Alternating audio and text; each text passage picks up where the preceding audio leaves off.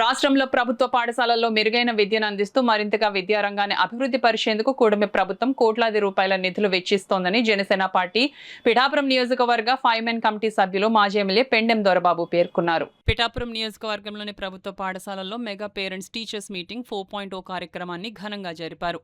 ఇందులో భాగంగా పిఠాపురం పట్టణంలోని RRBHR ప్రభుత్వ జూనియర్ కళాశాల, ప్రభుత్వ పాఠశాలల్లోని గొల్లప్రోలు నగర పంచాయతీలోని జెడ్పీ గర్ల్స్ హై స్కూల్లో జరిగిన ఈ మెగా పేరెంట్స్ టీచర్స్ మీటింగ్ 4.0కు మాజీ ఎమ్మెల్యే పెండెం దొరబాబు ముఖ్య అతిథిగా హాజరయ్యారు. ముందుగా విద్యాశాఖ అధికారులు ప్రభుత్వ పాఠశాలలకు, విద్యార్థులకు కూటమి ప్రభుత్వం చేస్తున్న అభివృద్ధి, సంక్షేమంపై ప్రసంగించారు. ఈ సందర్భంగా కార్యక్రమాన్ని ఉద్దేశించి మాజీ ఎమ్మెల్యే దొరబాబు ప్రసంగించారు. అనంతరం విద్యార్థుల తల్లిదండ్రులు మాజీ ఎమ్మెల్యే దొరబాబును ఘనంగా సన్మానించారు. ఈ రకంగా గౌరవ ముఖ్యమంత్రి చంద్రబాబు నాయుడు గారు ఈ ప్రాంత శాసనసభ్యుడిగా అయినాటి నుంచి ఈనాటి వరకు పవన్ కళ్యాణ్ గారు నిరంతరం నియోజకవర్గ అభివృద్ధి, సంక్షేమము రెండు కళ్ళగా చూసుకుంటూ ముందుకెళుతూ ఈ రోజున దాదాపు 2 సంవత్సరాల కాలంలో 600 కోట్ల రూపాయల పైగా ఈ రోజున అభివృద్ధికి ముందు చేసినటువంటి డెవలప్మెంట్ చేసినటువంటి విధానం.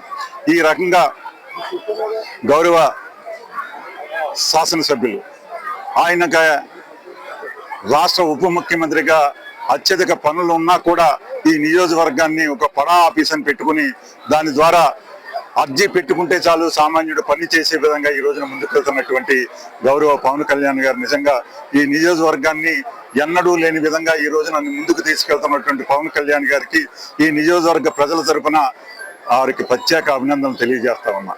మేమందరం కూడా శాసనసభ్యులుగా మేము కానీ, గీత గారు కానీ, వర్మ గారు కానీ మేము అందరూ శాసనసభ్యులుగా చేసిన ఎప్పుడూ లేని విధంగా ఈ రోజున గౌరవ పవన్ కళ్యాణ్ గారు ఎంతో అభివృద్ధి ఈ రోజున ముందుకు తీసుకెళ్తున్నటువంటి నియోజకవర్గానికి ఈ పిఠాపురం నియోజకవర్గ ప్రజలు చేసుకున్నటువంటి అదృష్టం అని చెప్పి తెలియజేస్తా ఉన్నా. ఇటువంటి శాసనసభ్యులు ఈ నియోజకవర్గానికి రావడం ఈ ప్రజల అదృష్టంగా నేను భావిస్తా ఉన్నా.